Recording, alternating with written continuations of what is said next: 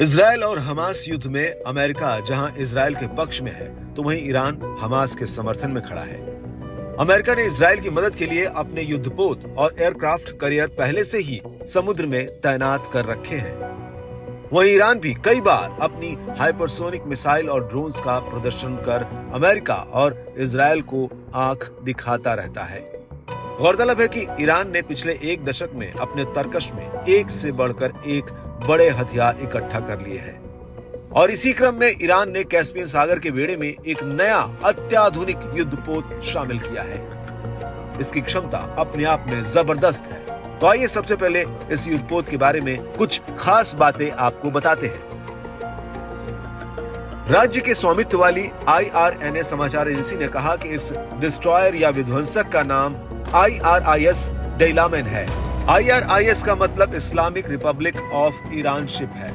डेलामेन का वजन लगभग 1500 टन है।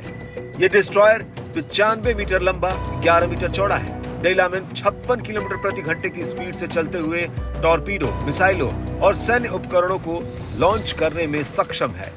ये डिस्ट्रॉयर ईरान द्वारा 2010 में लॉन्च किए गए IRIS जमरान डिस्ट्रॉयर पर आधारित है। ये एक साथ जहाजों, ड्रोन, हेलीकॉप्टर्स, पनडुब्बी और विमान सहित 100 से अधिक लक्ष्यों का पता लगाने में सक्षम है। इस डिस्ट्रॉयर के उद्घाटन समारोह के दौरान ईरानी सशस्त्र बल के chief of staff major general Mohammad Hossein Bagheri ने बताया कि ईरान की नौसैनिक शक्ति, शांति और कमर्शियल फ्लीट्स की सुरक्षा के लिए ही आतंकियों और भविष्य की संभावित घटनाओं का सामना करने के लिए ये पूरी तरह से तैयार है। कैस्पियर शांति और दोस्ती का वाहक है। ये छठा युद्धपोत है जिसे ईरान ने कैस्पियन सागर में तैनात किया है। इससे पहले ईरान ने अपनी सैन्य ताकत बढ़ाने के लिए बीते दशकों में देना, सहंद और दमाबंद सहित 5 डिस्ट्रॉयर तैनात किए हैं। नया डिस्ट्रॉयर डेलामेन चारों तरफ से घिरे कैस्पियन क्षेत्र में काम करेगा, जो मध्य एशिया और समुद्र के किनारों पर भी ईरान के प्रभाव को दिखाएगा। ईरान ने 1960 के दशक के अंत में समुद्र में नौसैनिक उपस्थिति की कोशिश की है और 1990 के दशक से अपनी ताकत बढ़ा रहा है।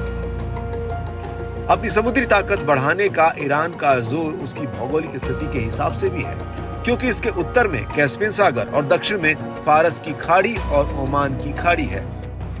इजराइल हमास युद्ध में पश्चिमी देश जहां इजराइल के पीछे लामबंद होते दिखते हैं और उसकी मदद कर रहे हैं, वहीं अरब के देश हमास के पीछे खड़े दिख रहे हैं। फिलहाल ईरान जिस तरह से अपनी इस नई समुद्री ताकत के साथ सामने आया है, उससे नेतन्याहू के माथे पर चिंता की लकीरें जरूर बढ़ गई होंगी।